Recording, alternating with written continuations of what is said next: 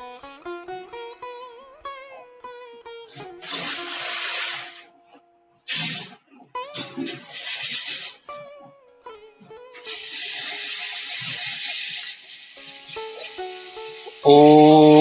पूर्णमद पूर्णमिदं पूर्णात् पूर्णमुदच्यते पूर्णस्य पूर्णमादाय पूर्णमेवावशिष्यते।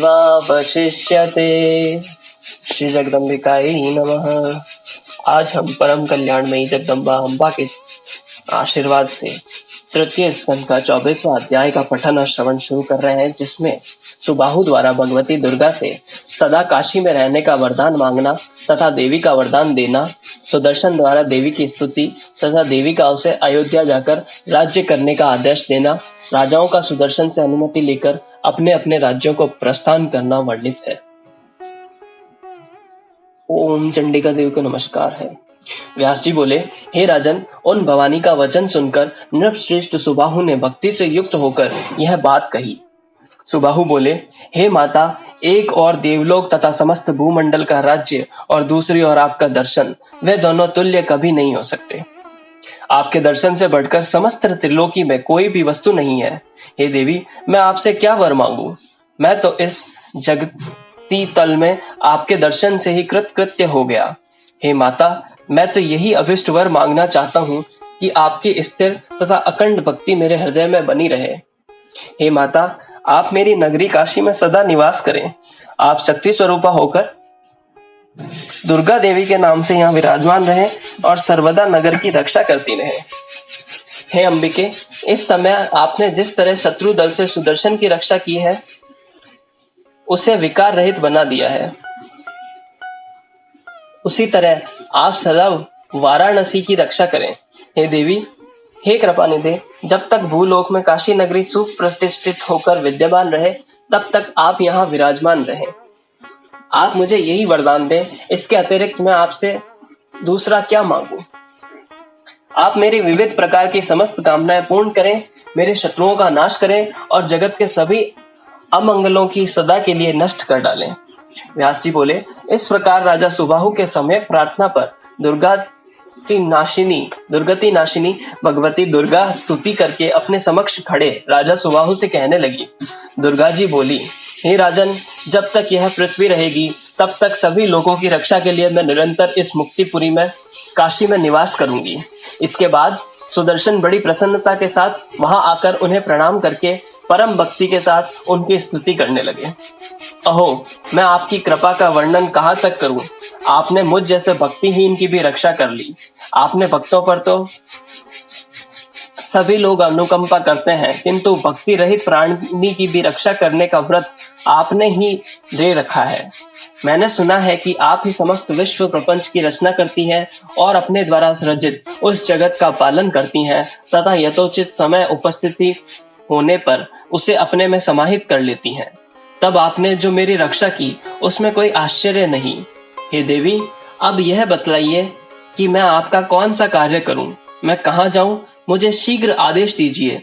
मैं इस समय किंकर्तव्य मूढ़ी हो रहा हूं। हे माता, मैं आपकी ही आज्ञा से जाऊंगा, ठहरूंगा या विहार करूंगा। व्यास जी बोले, ऐसा कहते हुए उस सुदर्शन से भगवती ने दयापूर्वक कहा, हे महाभाग, अब तुम अयोध्या जाओ और अपने कुल की मर्यादा के अनुसार राज्य करो। हे नृपश्रेष्ठ, तुम प्रयत्न के साथ सदा मेरे स्मरण तथा पूजन करते रहना और मैं भी तुम्हारे राज्य का सर्वदा कल्याण करती रहूंगी। अष्टमी, चतुर्दशी और विशेष करके नवमी तिथि को विधि विधान से मेरी पूजा अवश्य करते रहना। हे अनघ, तुम अपने नगर में मेरी प्रतिमा स्थापित करना और प्रयत्न के साथ भक्ति पूर्वक तीनों समय मेरा पूजन करते रहना। शरद काल में सर्वदा नवरात्र विधान के अनुसार भक्ति भाव से युक्त होकर मेरी महापूजा करनी चाहिए।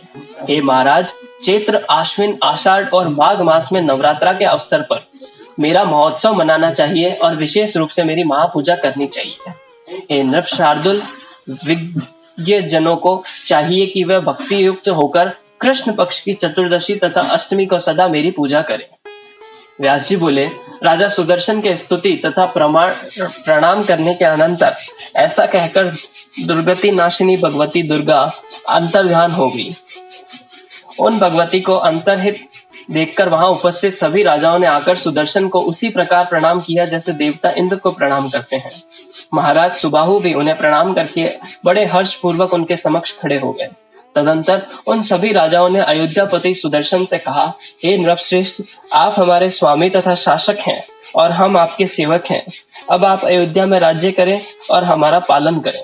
हे महाराज, आपकी कृपा से हमने धर्म, अर्थ, काम, मोक्ष इन चारों पुरुषार्थों को देने वाली उस विश्वेश्वरी शिवा और आदिशक्ति भवानी का दर्शन पा लिया।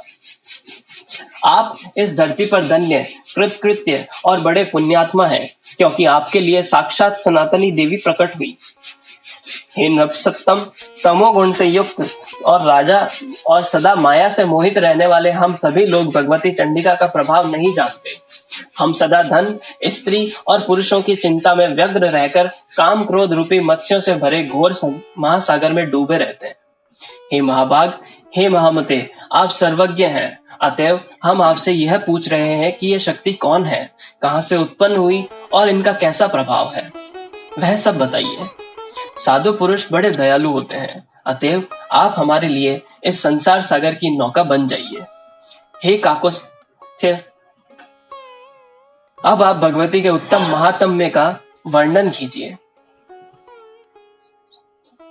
हे नृपश्रेष्ठ, उनका जो प्रभाव हो, जो स्वरूप हो तथा वे जैसी प्रकट हुई हो, यह सब हम आपसे सुनना चाहते हैं, आप बताएं। व्यास जी बोले, राजाओं के यह पूछने पर ध्रुव संधि के पुत्र राजा सुदर्शन मन ही मन भगवती का स्मरण करके हर्ष पूर्वक उनसे कहने लगे।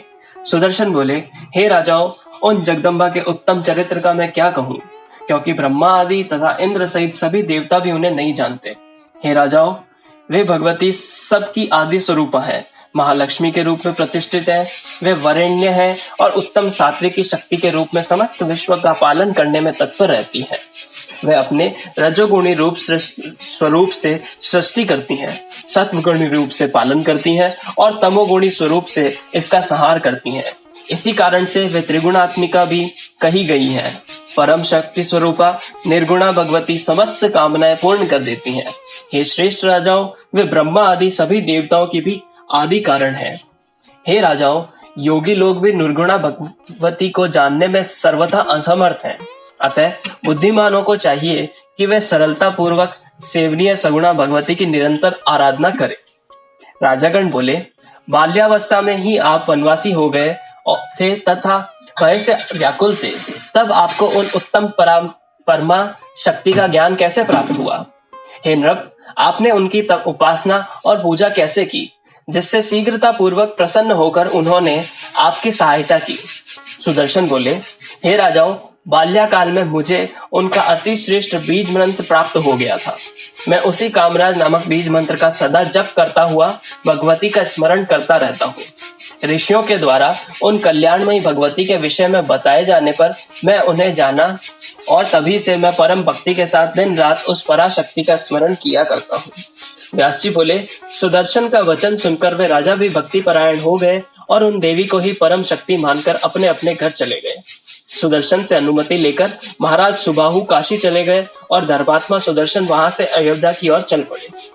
राजा शत्रुजित युद्ध में मारा गया और सुदर्शन विजयी होकर हुए, यह सुनकर मंत्री लोग प्रेम से प्रफुल्लित हो उठे। राजा सुदर्शन के आगमन का समाचार सुनके साकेत के निवासी विविध प्रकार के उपहार लेकर उनके सम्मुख उपस्थित हुए और सब राजकर्मचारी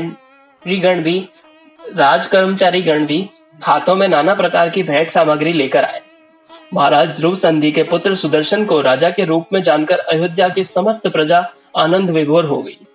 अपनी स्त्री के साथ अयोध्या में पहुंचकर सब लोगों का सम्मान करके राजा सुदर्शन राजभवन में गए। उस समय बंदी जन उनकी स्तुति कर रहे थे, मंत्रीगण उनकी वंदना कर रहे थे और कन्याएं उनके ऊपर लाजा, धान का लावा तथा पुष्प बिखेर रही थी। इस प्रकार 18,000 श्लोकों वाली श्रीमद् देवी भागवत महापुराण संहिता के अंतर्गत तृतीय स्कंद का सुदर्शन द्वारा देवी की महिमा का वर्णन नामक 24वां अध्याय। ओम तत्सत।